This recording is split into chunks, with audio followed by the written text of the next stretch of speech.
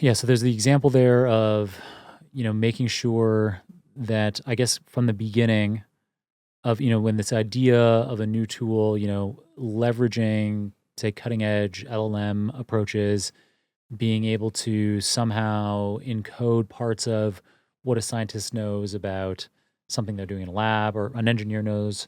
It could be any kind of subject matter expert, really, Hmm. for the purposes of this, for generalizing this case study.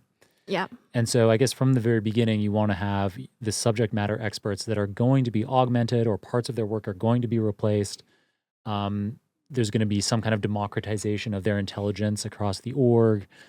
In those kinds of scenarios, it sounds like it's key to be working with the technologists, like the data scientists, the machine learning engineers, who are devising or implementing the solution from the beginning so that they feel like they're part of it, so they don't feel like they're Yeah. just kind of being pushed out. Yeah.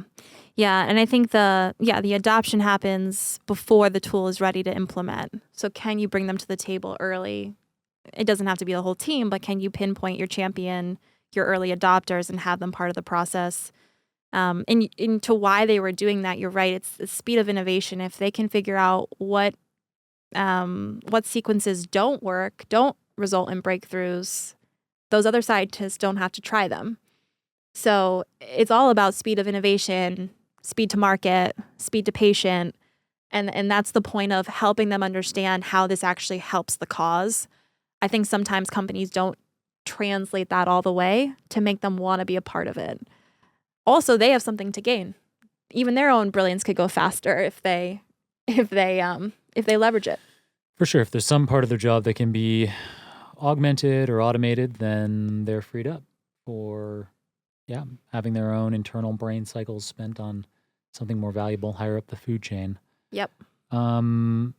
Cool. Do you have any interesting stories of really obstinate subject matter experts and how they came around, or maybe that's...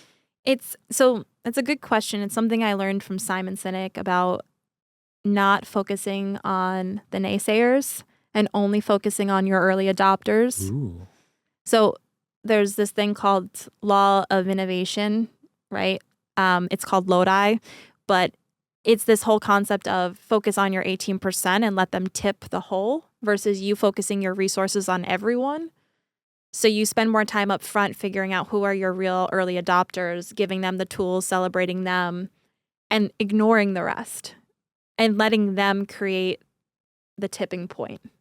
And I think that's really important for any change practitioner to not get discouraged by people who don't want to receive the change because they'll come along when they're ready. It's more about focusing on those that are ready today and then celebrating, equipping them for it.